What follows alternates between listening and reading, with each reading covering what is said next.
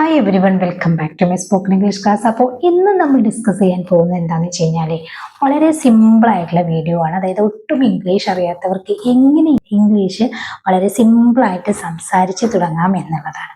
അതായത് ഇപ്പോൾ നമ്മളിപ്പോൾ ഒരുപാട് ഗ്രാമർ പഠിച്ച് എന്നിട്ട് അതിൻ്റെ ലോജിക്കൊക്കെ മനസ്സിലാക്കിയിട്ട് ഇംഗ്ലീഷ് സംസാരിക്കുന്നതിനേക്കാളും വളരെ സിമ്പിളായിട്ട് നമുക്ക് ചെറിയ വാക്കുകളിലൂടെ അല്ലെങ്കിൽ ചെറിയ വെർബുകളിലൂടെ ഇംഗ്ലീഷ് എങ്ങനെ സംസാരിക്കാം എന്നുള്ളതാണ് കേട്ടോ.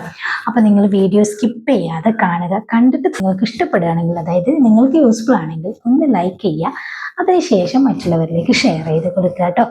വീണ്ടും നിങ്ങൾക്ക് ചാനൽ കാണാൻ താല്പര്യമുണ്ട് എന്നുണ്ടെങ്കിൽ നിങ്ങൾ ഇതുവരെ സബ്സ്ക്രൈബ് ചെയ്തിട്ടില്ലെങ്കിൽ ചാനൽ ഒന്ന് സബ്സ്ക്രൈബും കൂടി ചെയ്ത് വെക്കുക കേട്ടോ. അപ്പോൾ ബെല്ലൈക്കണും ഓൺ ഓപ്ഷനും ക്ലിക്ക് ചെയ്യാൻ മറക്കരുത്. നമ്മൾ ഇംഗ്ലീഷ് അറിയാത്തവരാണെങ്കിലും ഇംഗ്ലീഷ് അറിയുന്നവരാണെങ്കിലും ഒട്ടുമിക്ക ആളുകളും ഈ ഒരു സംഭവമൊക്കെ പറയാറുണ്ട്. Hello, good morning, good evening, how are you, ഇങ്ങനെയുള്ള കാര്യങ്ങൾ എല്ലാവരും പറയാവുന്നതാണ് അല്ലേ. അപ്പോൾ അതിൻ്റെ മീനിങ് അറിഞ്ഞിട്ടാണോ നിങ്ങളൊക്കെ പറയുന്നത്? എല്ലാവരും ഈ പറഞ്ഞ ഞാനായാലും പഠിക്കുന്നതിന് മുമ്പ് മീനിങ് അറിഞ്ഞിട്ടാണോ പറഞ്ഞത്? നമ്മളൊരാളെ കണ്ട ഹലോ എന്ന് പറയാറുണ്ട് അല്ലേ.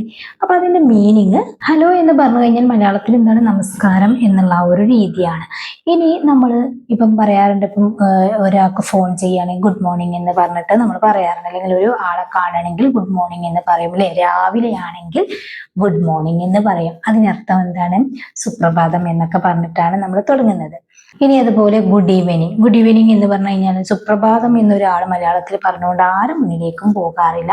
സന്ധ്യാവന്ദനം എന്നൊന്നും പറഞ്ഞിട്ട് ആരും പോകാറില്ല. Good evening, good morning. അപ്പൊ ഇതൊക്കെ ഒരു മനുഷ്യന്റെ സ്റ്റാൻഡേർഡ് നിലനിർത്തുന്ന കാര്യങ്ങളാണ് അല്ലെ. അപ്പൊ നമ്മൾ മലയാളത്തിൽ പറയുന്നതിനേക്കാളും ഒന്നും കൂടി ഫ്ലുവൻ്റ് ആയിട്ട് നമുക്ക് ഇംഗ്ലീഷിൽ പറയാം. അർത്ഥം അറിഞ്ഞിട്ടും അർത്ഥം അറിയാതെയും നമ്മൾ പറയാറുണ്ട് അല്ലെ. അപ്പോൾ ഇതുപോലെയുള്ള കൊച്ചു കൊച്ചു വാക്കുകളും അതുപോലെയുള്ള സെന്റൻസുകളും നമ്മൾ കാണാതെ പഠിക്കാന്നല്ല, ഒരു സെന്റൻസ് പഠിച്ചു കഴിഞ്ഞിട്ട് ആ ഒരു സെന്റൻസിൽ നിന്ന് തന്നെ വേറൊരു വെർബ് യൂസ് ചെയ്തിട്ട് ഇതുപോലെ പറഞ്ഞു നോക്കുക. അതാണ് ഇംഗ്ലീഷിന്റെ ഒരു മെത്തേഡ്. അതായത് ഒരു ഈസി മെത്തേഡാണ് പറയുന്നത്. ഫോർ എക്സാമ്പിൾ, ഇപ്പം ഇവിടെ വരൂ എന്ന് നമ്മൾ ഒരാളോട് പറയണം. ഇവിടെ വരൂ എന്ന് പറയുകയാണെങ്കിൽ അതെന്താ? വരൂ എന്ന് പറയാനുള്ള വാക്ക് നമുക്ക് കിട്ടണം. അത് നമ്മുടെ വെർബാണ്. വെർബ് എന്ന് പറയുന്ന ആ ക്രിയകൾ പഠിച്ചാൽ മാത്രമേ നമുക്ക് ഇങ്ങനെ സെന്റൻസ് പറയാനായിട്ട് പറ്റുള്ളൂ. അപ്പൊ നിങ്ങൾക്ക് വെർബുകൾ വളരെ സിമ്പിൾ ആയിട്ട് എല്ലാ മെത്തേഡും പഠിക്കണമെങ്കിൽ നമ്മൾ പുതിയ ചാനൽ അപ്ലോഡ് ചെയ്യുന്നുണ്ട് കേട്ടോ. എല്ലാ വെർബുകളുടെയും എല്ലാ ഫോമും പഠിക്കുന്നുണ്ട്. അപ്പൊ അതങ്ങനെ കാണുന്നുണ്ടെങ്കിൽ അതൊന്ന് കണ്ടു നോക്കുക. ഏതെങ്കിലും ഒരു വീഡിയോ ഞാൻ താഴെ കമന്റിൽ പിൻ ചെയ്ത് വെക്കാം കേട്ടോ. അപ്പൊ ഇത് പറയുന്നത് എന്താന്ന് വെച്ച് കഴിഞ്ഞാൽ നമുക്ക് ഇംഗ്ലീഷ് സംസാരിക്കാൻ വെർബ് മസ്റ്റ് ആണെന്ന് അർത്ഥം. ഓക്കെ. അപ്പോൾ ഇവിടെ വരൂ എന്ന് നമുക്ക് ഒരാളോട് പറയണം എങ്കിൽ നമ്മൾ എന്താ പറയാ? അതിന് വേണ്ടിയിട്ട് വരൂ എന്നുള്ള വാക്കാണ് കം എന്ന് പറയുന്നത്. ഇവിടെ എന്ന് പറയാൻ വേണ്ടിയിട്ട് ഹിയർ ആണ്. Come here, come here. Simple ആണല്ലോ. കം ഹിയർ, ഇവിടെ വരും. ഇവിടെ ഒരു ഗ്രാമറോ കാര്യമോ ഒന്നും നമ്മൾ ഇവിടെ പറഞ്ഞിട്ടില്ല. കം എന്ന് പറയുന്നത് വെർബാണ്, നമുക്കറിയാം അല്ലെ. നമ്മൾ ചെയ്യുന്ന പ്രവൃത്തിയാണ് വരൂ എന്നുള്ള വെർബാണ്. അതിൻ്റെ കൂടെ അതിനെ ഒന്നും കൂടി എംഫസൈസ് ചെയ്ത് അല്ലെങ്കിൽ അതിനൊരു അർത്ഥമാക്കി പറയാൻ വേണ്ടിയിട്ട് യൂസ് ചെയ്യുന്ന ഒരു അഡ്വർബ് എന്നൊക്കെ പറയും ഹിയർ എന്ന് പറയുന്നത്. ഓക്കെ. അപ്പൊ നമുക്ക് എന്തായാലും ഇപ്പം കം വരൂ, ഗോ പോകൂ, ഈറ്റ് കഴിക്കൂ, ഡ്രിങ്ക് കുടിക്കൂ, ഇങ്ങനെയാണ് നമ്മൾ പഠിച്ചു വെച്ചിട്ടുള്ളത്. അപ്പൊ വെർബുകൾ എന്ന് പറഞ്ഞു കഴിഞ്ഞാൽ നമ്മൾ ചെയ്യുന്ന പ്രവൃത്തികളാണ് കേട്ടോ. അപ്പൊ അതിൻ്റെ കൂടെ ഇതുപോലെയുള്ള ഓരോ കാര്യങ്ങൾ ആഡ് ചെയ്ത് കഴിഞ്ഞാൽ അതൊരു സെന്റൻസ് ആയി മാറി. കം ഹിയർ, ഇവിടെ വരും. ഒരാൾ നമ്മളെ വീട്ടിലേക്ക് കയറി വരുമ്പോഴേ നമ്മൾ ആദ്യം പറയാറുള്ളത് എന്താണ്? ഇരിക്കൂ എന്ന് പറയാറുണ്ട് അല്ലെ. ഇരിക്കൂ എന്ന് പറയാൻ വേണ്ടി സിറ്റ് ഡൗൺ എന്നാണ്. സിറ്റ് ഡൗൺ, ഇരിക്കൂ.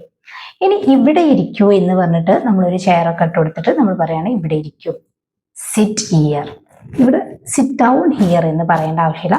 സിറ്റ് ഹിയർ എന്ന് പറഞ്ഞാൽ മതി ഇവിടെ ഇരിക്കൂ എന്നാണ്. അപ്പൊ അതൊക്കെ നമ്മൾ മലയാളത്തിൽ പറയാറുള്ള കാര്യമാണല്ലോ. നമുക്ക് ഒരാളോട് എഴുന്നേൽക്കാൻ വേണ്ടി പറയുകയാണെങ്കിൽ സ്റ്റാൻഡപ്പ് എന്നാണ്. അപ്പോൾ ഇവിടുന്ന് എഴുന്നേൽക്കൂ എന്ന് പറയുകയാണെങ്കിൽ സ്റ്റാൻഡ് ദർ അല്ലെങ്കിൽ സ്റ്റാൻഡപ്പ് ദർ എന്ന് പറയാം. ഓക്കെ. ഇനി പോകൂ എന്ന് പറയുമ്പം ഗോ ആണ് നമ്മൾ യൂസ് ചെയ്യുക അല്ലെ. അവിടേക്ക് പോകൂ അല്ലെങ്കിൽ അങ്ങോട്ട് പോകൂ എന്ന് പറയുകയാണെങ്കിൽ ഗോ ദർ എന്ന് പറയും അല്ലെ. ഗോ വെർബാണ്, ദർ എന്ന് പറയുന്നത് ഒരു അഡ്വർബാണ് അല്ലെ. അതിനൊന്നും ശക്തി കൂട്ടാൻ വേണ്ടിയിട്ട് കൂടെ കൂട്ടുന്ന ഒരു പ്ലേസ് അല്ലെങ്കിൽ അവിടേക്ക് ഒരു ദിശ കാണിച്ചു കൊടുക്കുന്ന ഒരു അഡ്വർബ് എന്ന് പറയാം. അപ്പൊ ഗോ ദർ, അവിടേക്ക് പോകൂ.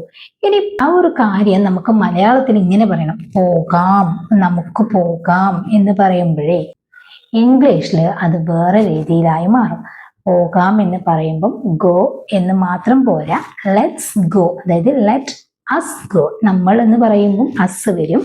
ലെറ്റ് എന്ന് പറഞ്ഞു കഴിഞ്ഞാൽ പോകാം എന്ന് പറയുന്ന ആ ഒരു മീനിങ് കിട്ടാൻ. അപ്പൊ ലെറ്റ്സ് ഗോ, അതിനെ ഷോർട്ട് ആക്കിയിട്ട് ലെറ്റ്സ് ഗോ, നമുക്ക് പോകാം. ഇനി നമ്മളൊക്കെ മലയാളത്തിൽ പറയാറുണ്ട് പഠിക്കുകയാണ്, അല്ലെങ്കിൽ കളിക്കുകയാണ്, വാങ്ങുകയാണ് എന്നൊക്കെ പറയാറുണ്ട് അല്ലേ. അപ്പം I M studying, she is studying, അതുപോലെ ഹി ഈസ് ബൈയിങ്, അവൻ അത് വാങ്ങുകയാണ്, ഹി ഈസ് ബൈയിങ് ഇറ്റ്.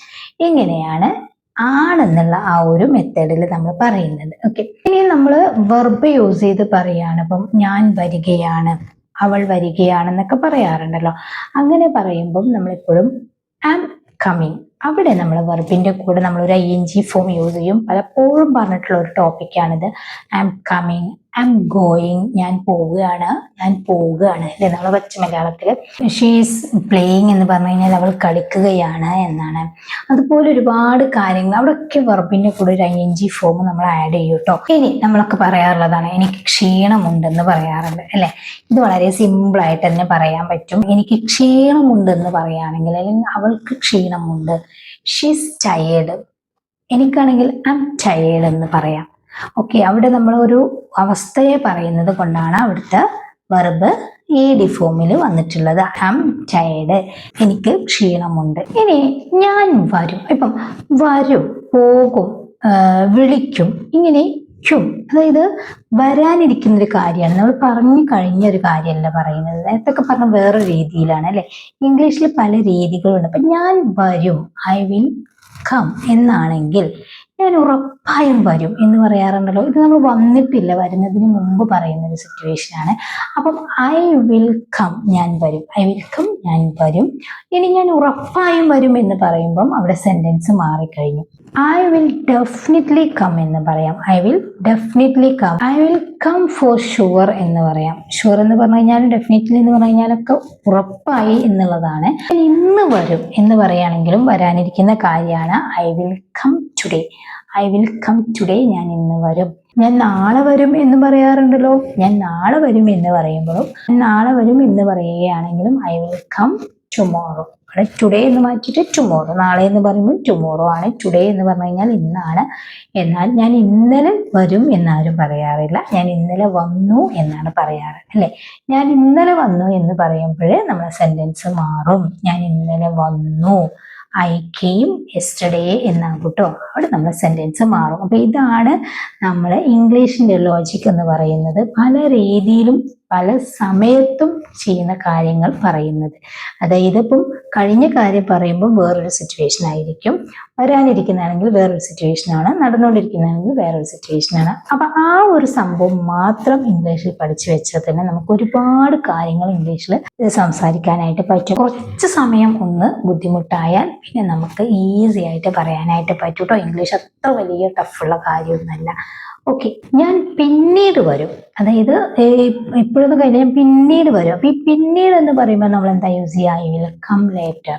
അപ്പോൾ I will come today, I will come tomorrow, I will come later. ഇതൊക്കെ വ്യത്യസ്തങ്ങളായിട്ടുള്ള വാക്കുകളാണ്. ഓക്കെ, ഞാൻ വരും എന്ന് പറഞ്ഞ സിറ്റുവേഷനിൽ ഇങ്ങനെ നമ്മളിപ്പോൾ ഒരാൾ കോൾ ചെയ്യുമ്പോൾ നമ്മൾ പറയാറുണ്ട് ഞാൻ വരാം എന്ന് പറയാറുണ്ട് അല്ലേ. ആ ഒരു സമ്മതം കൊടുക്കുന്ന ഒരു രീതിയിൽ ഞാൻ വരാം, ഐ വിൽ കം. ഇതിനും ഐ വിൽ കം എന്ന് പറയാം. ഞാൻ വരാം. ഞാൻ അവിടെ ഉണ്ടാകും എന്ന് പറയുകയാണെങ്കിൽ ഇതും വരാനിരിക്കുന്ന കാര്യമാണ്. ഞാൻ അവിടെ ഉണ്ടാകും. I will be there, I will be there. Okay, ഇതിൻ്റെയൊക്കെ നെഗറ്റീവായിട്ട് നമുക്ക് പറയാട്ടോ. അപ്പൊ ഞാൻ വരില്ല എന്ന് നമ്മൾ പറയാറുണ്ട് അല്ലേ. ഒരാൾ വിളിച്ചിട്ട് എന്തെങ്കിലും ഒരു കാര്യം പറയണമെങ്കിൽ നമുക്ക് കഴിയാത്തൊരു സംഭവം നമ്മൾ പറയാം ഞാൻ വരില്ല. അവിടെ നമുക്ക് സിമ്പിൾ ആയിട്ട് നമ്മൾ ഓക്സിലറിയുടെ കൂടെ ഒരു നോട്ട് ആഡ് ചെയ്യാണ് വേണ്ടത്. I will not come. അപ്പൊ അതിനെ ഷോർട്ടാക്കി വരുമ്പോൾ വോണ്ട് കം എന്നാവും. ഐ വോണ്ട് കം, ഞാൻ വരില്ല. ഞാൻ ഇന്ന് വരില്ല, ഐ വോണ്ട് കം ടുഡേ. എന്നാൽ ഞാൻ നാളെ വരില്ല എന്നെങ്ങനെ പറയാ?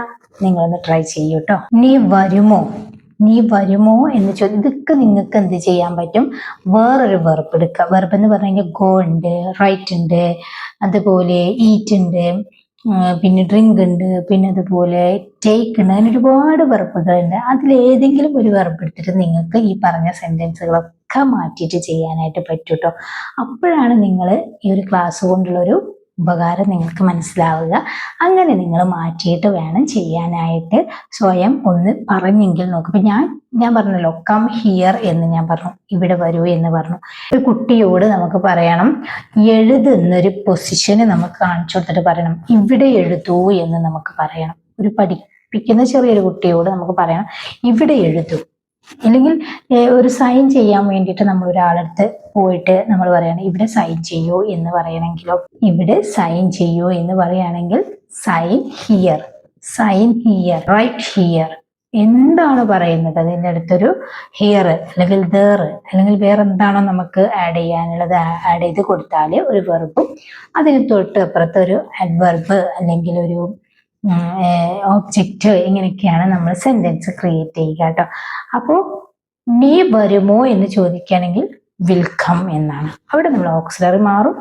അതായത് ഇപ്പം വിൽ യു കം, നമ്മൾ സബ്ജക്റ്റും ഓക്സിലറിയും ആണ് ചേഞ്ച് ചെയ്യുന്നത് കേട്ടോ. ക്വസ്റ്റ്യൻ ആയിട്ട് വരുമ്പം നീ വരുമോ, വിൽ യു കം.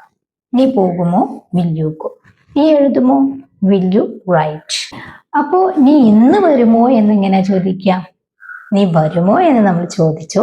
നമ്മൾ ഫസ്റ്റിലൊക്കെ പറഞ്ഞതുപോലെ തന്നെ നീ ഇന്ന് വരുമോ, ഞാൻ ഒരു ക്വസ്റ്റ്യൻ ഓൾറെഡി തന്നിട്ടുണ്ട്. ഇനി നീ ഇന്ന് വരുമോ എന്ന് എങ്ങനെ ചോദിക്കും?